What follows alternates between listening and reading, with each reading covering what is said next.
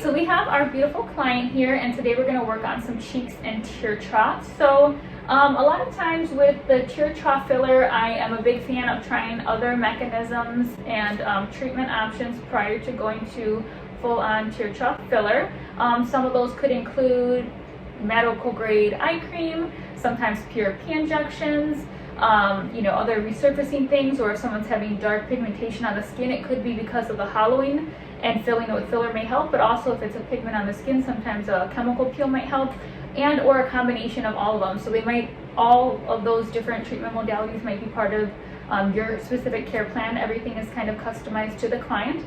Tear trough filler is very selective as to what clients we do perform the tear trough filler on, because sometimes if there's excessive skin laxity, those are not always things that can be helped with just filler. A lot of times more invasive measures need to be used, or something with like radio frequency to tighten the skin. And it could mean also that surgery is the best option. Blepharoplasties are still the gold standard when someone has, hooding in their upper lid or excessive tissue underneath their eyes. The other thing we need to be cautious of is when you already have bags underneath the eyes, that fluid accumulations or that fat pad herniation. A lot of times that makes you a less than ideal candidate for a tear trough filler. And what we're going to do today is we're going to focus on supporting her under eye with some lateral cheek filler, and then also with a cannula we're going to fill some of the hollows underneath her eyes. The other thing that I tell people is a lot of times tear trough filler does take multiple sessions. It's always best to underfill the area because we are working with hyaluronic acid fillers, and those do attract water. So it is better to underfill and then reassess, several weeks later to see if additional filler needs to be placed. The other thing I like to educate clients on is that if you say go out and drink the night before, or have a very salty diet, or you already have seasonal allergies and you're used to waking up with puffy eyes in the morning, those things can all happen after we've placed filler. Many times they're self-limiting, they'll go away on their own. However, that's just something that could be expected after filler is done underneath the eyes as well, because of that hyaluronic acid and the attraction that it has with water. So now we're going to work on first starting off with the lateral cheek, and then we'll work on the underneath the eye, and we'll see how we go and show you kind of maybe midway through. It's like right now before any kind of cheek or tear trough filler. And then keep your head straight, but just look up with your eyes.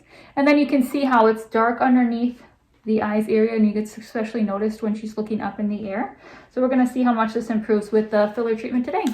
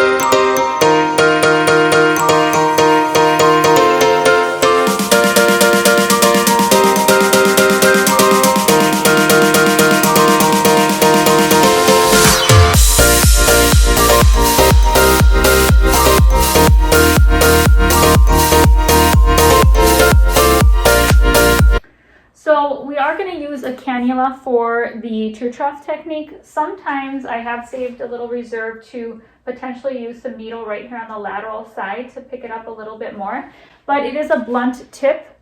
I'm not sure if you can kind of see it, so it's not sharp. So in essence, we have a little less of a risk of actually, piercing through or getting in a vessel. But we always say in the world of aesthetics that there's no safe procedure. There's always risks involved with everything that we do, risk, benefits, and alternatives. But it might be a safer option than, say, using a needle in that same area. So what you had seen me do is just place a little lidocaine in there, because that's where I'm going to make my entry point for the cannula, and make it a little bit more comfortable for that initial pinch, and then we'll start filling in that area.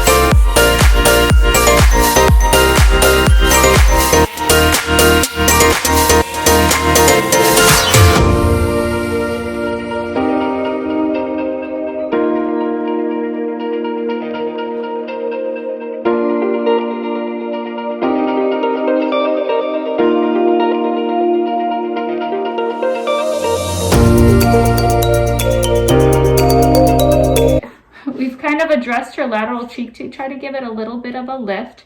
We used a mixed cannula needle technique, so trying to use a cannula up in this medial side of her the tear trough, and then we did a few little depots with needle along the bone there. So and then go ahead and look upwards.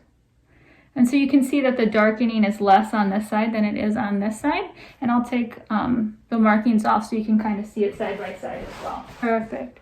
So yeah, you can rotate your head to the side and you can see how much of a deficit this is here, how much darker it is here.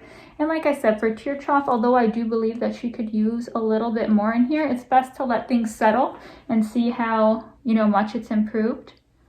And then, like I said, same strategy on the side. Adjust lateral cheek, do some cannula treatments in here, and then maybe do a little bit of a depot on the bone, depending on what it's looking like that she needs. And even if you look like slightly to the side, kind of define that. And I think what a lot of ladies notice too is when they do their makeup and they do their bronzer, and now they have, just a more defined edge here. I don't speak in makeup language because I don't use very much of it, so I don't know what the contouring language, but a lot of my ladies tell me that. So yeah.